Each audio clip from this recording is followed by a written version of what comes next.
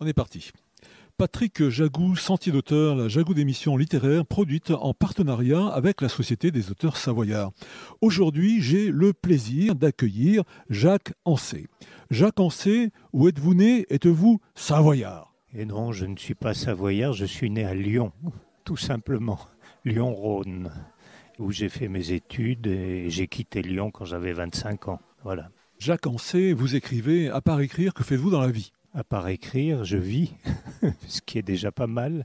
Non, j'ai été enseignant, j'ai été professeur en classe préparatoire jusqu'en 2002 et maintenant je suis, comme on dit, à la retraite, c'est-à-dire plus une minute à soi. Jacques Ancet, dans quelles circonstances avez-vous commencé à écrire? À vrai dire, je n'en sais rien. Mais ce que je sais, c'est que la poésie est quelque chose qui m'a marqué très jeune. Ma grand-mère m'apprenait des fables de La Fontaine et je récitais ça quand j'avais 3 ans, m'a-t-on dit, j'en ai aucun souvenir. Et je me souviens qu'en 7e, comme on disait alors, on nous avait fait étudier un poème de Le Comte de Lille et que ce poème, Le Jaguar, était un poème long qui se terminait par une strophe dont le maître nous avait dit « Ne la prenez pas, elle est trop difficile ». C'est la seule dont je me souvienne. Il plonge au plus noir de l'immobile espace, et l'horizon recule et s'élargit toujours, et d'instant en instant leur rumeur qui s'efface, dans la nuit et la mort emportent les bruits sourds. Il s'agit du jaguar qui dévore un buffle pendant qu'il court dans la pampa. Poème en cinémascope, comme savaient les faire les Parnassiens de l'époque. Jacques Ancet, poète, combien de livres avez-vous écrits? Mais j'en sais rien, je ne les ai pas comptés, mais il y a bien une 50aine. Et puis, il y a bien une 60aine de traductions, ce qui fait pas mal déjà. Trop, diraient certains.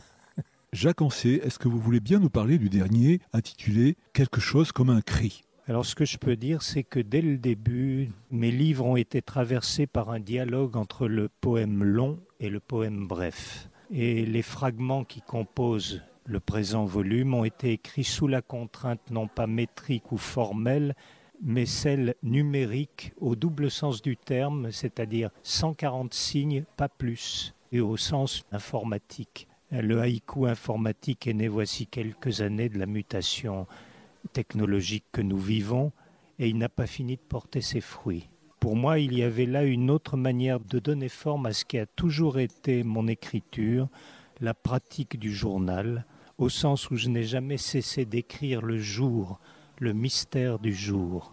Alors ce sont des textes écrits 1 ou 2 par jour pendant une durée de 3 ans.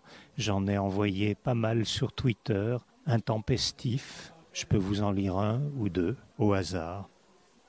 Comme si tu t'endormais, dis-tu. Comme si tes yeux fermés s'ouvraient sur ce que tu ne vois pas et que tu énumères. Mais avec quels mots? Ce qui secoue, le vent et autre chose. Ombre et lumière tremblent, la main cherche un appui, le pied se pose sur le vide. Cette horreur, dit-il, mais qui veut la voir? Sa voix est proche et lointaine. En parler, oui, le couperet tombe, le ciel est rouge. La lâcheté te regarde de ses yeux vides, elle te fait signe et tu la suis sur la pente descendante. Jusqu'où? Etc., etc. Chers auditeurs, nous parlions aujourd'hui du dernier ouvrage de Jacques Ancet, intitulé « Quelque chose comme un cri », publié aux éditions Poepsi RS. Jacques Ancet, je vous remercie. Voilà, Sentier d'auteur, c'est fini pour aujourd'hui. Au revoir les amis, et à la semaine prochaine si ça vous dit. Merci, à bientôt.